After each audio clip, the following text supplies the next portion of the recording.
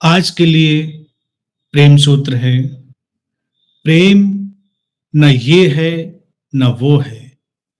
प्रेम बस है अपने विशुद्ध होने में निरंतर प्रज्वलित होता हुआ।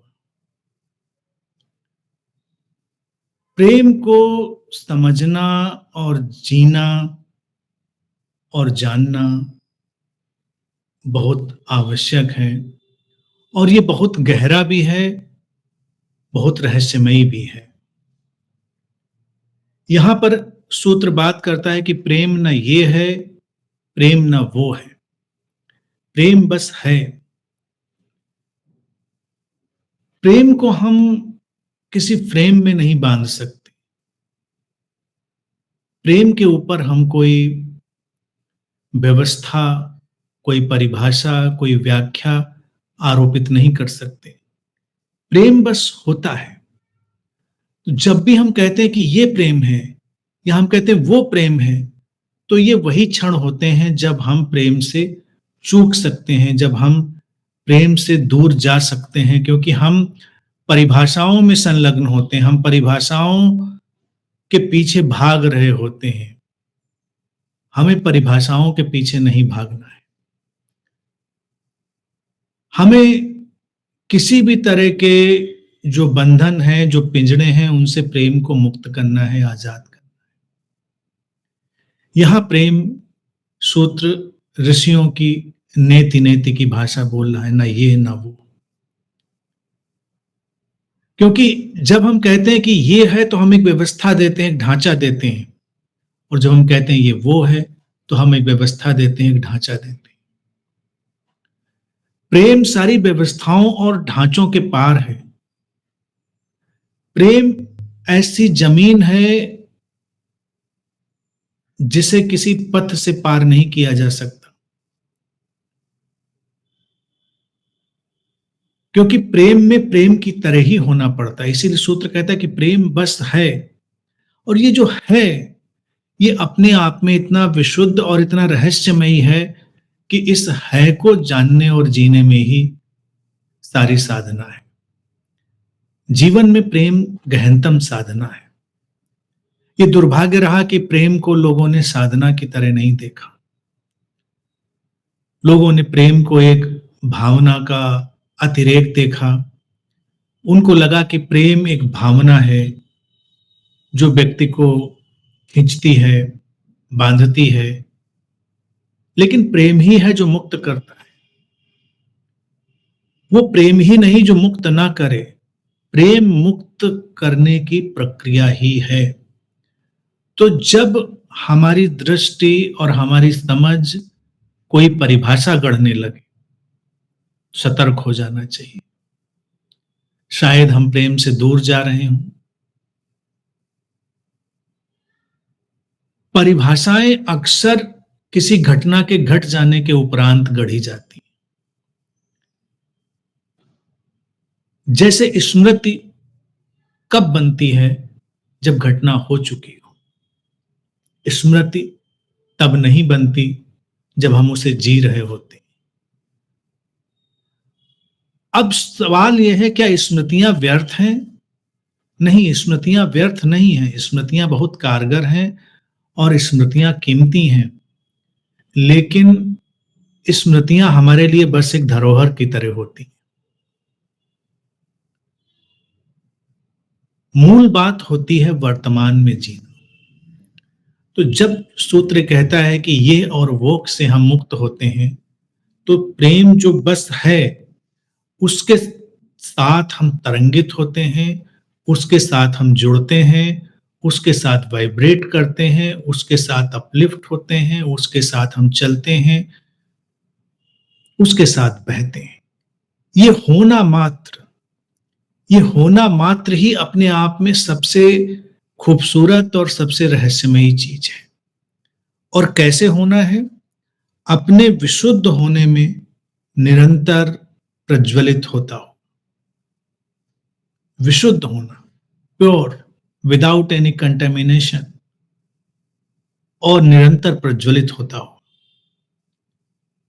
होना ठंडा नहीं होता, होना कोई स्टैटिक घटना नहीं होती, होना कोई स्थिर घटना नहीं है कि बस होना ऐसे कोई वस्तु की तरह, कोई ऑब्जेक्ट की तरह हो गई कि हमने उठाया और उसको कहीं रख दिया। होना निरंतर प्रज्वलित होता हुआ है, पीछे से लपट चली आ रही है, फिर चली आ रही है, पीछे से जागती हुई जीवन की धारा चली आ रही है, बही जा रही है। किसी जलते हुए दिए को देखें, उसकी लौ को देखें तो क्या दिखाई देता है?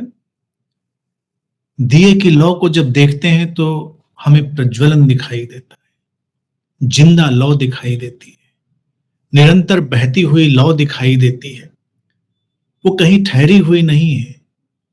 हमको तो एक ही दिख रही है, लेकिन वो निरंतर बदल रही है, वो निरंतर बदलती जा रही है, निरंतर पीछे से एक नई लौ चली आ रही है और हमारे सामने होने की एक नई घटना घट रही है। ज्योति एक धारा है, ज्योति एक प्रवाह है।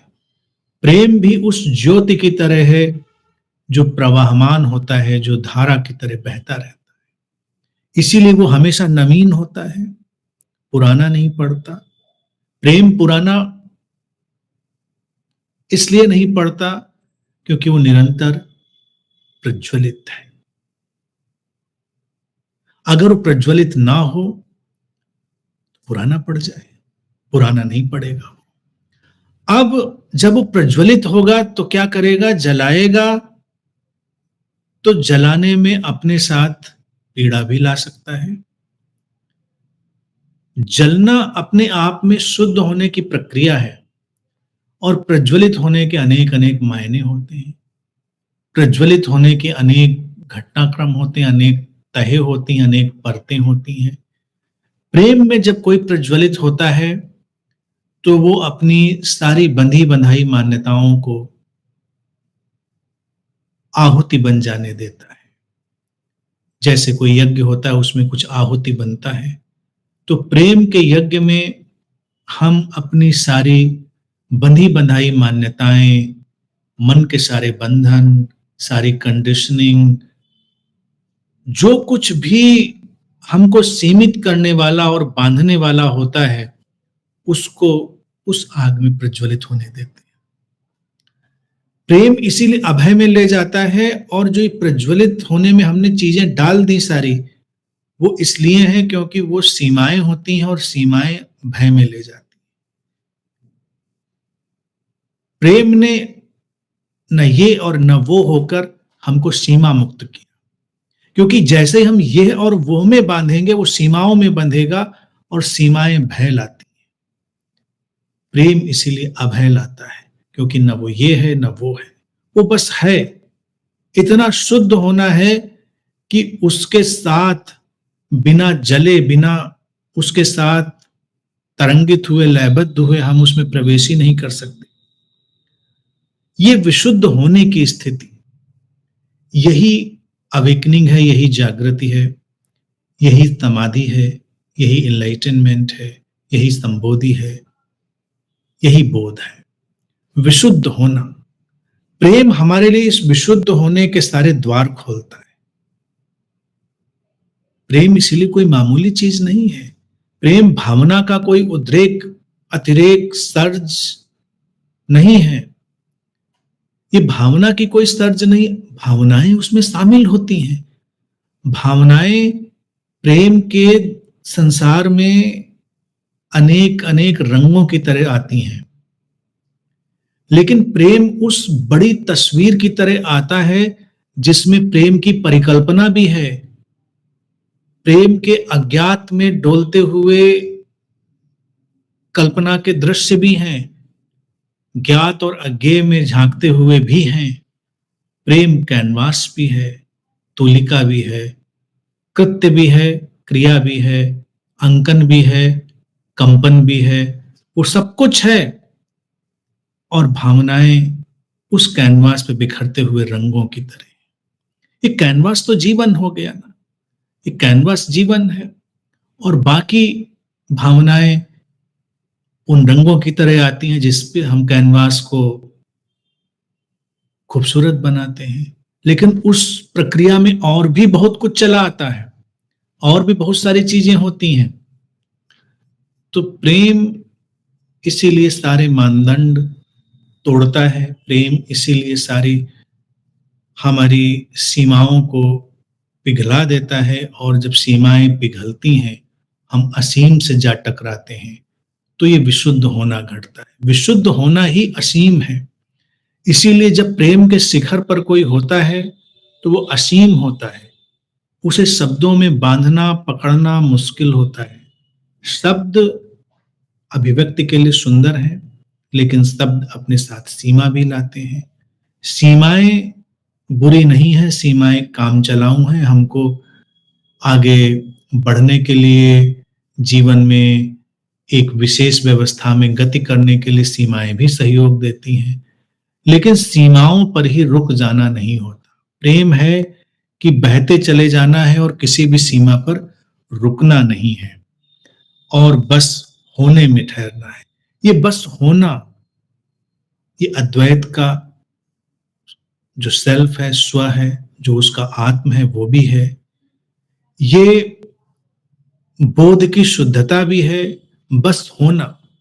क्योंकि सब कुछ को हम इनकार कर सकते हैं, हम इसको भी इनकार कर सकते हैं, उसको भी इनकार कर सकते हैं, लेकिन होने को इनकार नहीं कर सकते।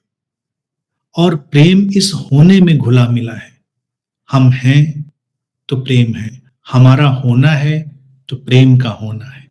प्रेम उस विशुद्ध होने में बचता है, और जब ये होना एक विशुद्ध आग की तरह जलता है, तो वही प्रेम की सच्ची घटना होती है। इसीलिए प्रेम के शिखर पर अद्वैत घटता है। दो मिट जाते हैं, क्योंकि दो की कोई जरूरत नहीं रहती।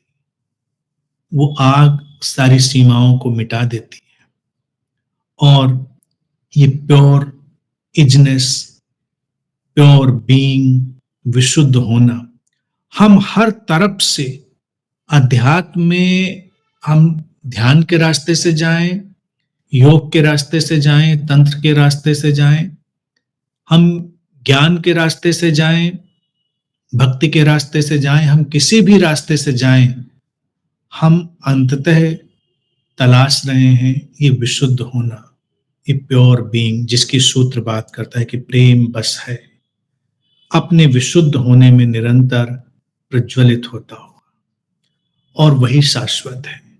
जब कोई ये विशुद्ध होना ढूंढ लेता है, तो उसका शाश्वतता के आयाम में प्रवेश हो जाता है। इसीलिए मैं हमेशा कहता रहा हूं कि प्रेम ही है जो शाश्वत है, और प्रेम में ही डूबकर हम शाश्वतता के आयाम में प्रवेश करते हैं। तो धीरे धीरे अगर प्रेम के विशुद्ध रूप को समझना और जानना है, तो ये और वो के विभाजनों को गिरा दें, दिस और दैट के विभाजन गिराएं, न ये न वो, बस होना मात्र, प्योर बीइंग। सारी परिभाषाओं, मान्यताओं, मतों, विचारों, संप्रदायों, धर्मों, व्यवस्थाओं, सत्ताओं, सबसे मुक्त, विशुद्ध होना। और यही प्रेम है जो सब कुछ से मुक्त है और हमें परिपूर्ण मुक्ति में ले जाता है।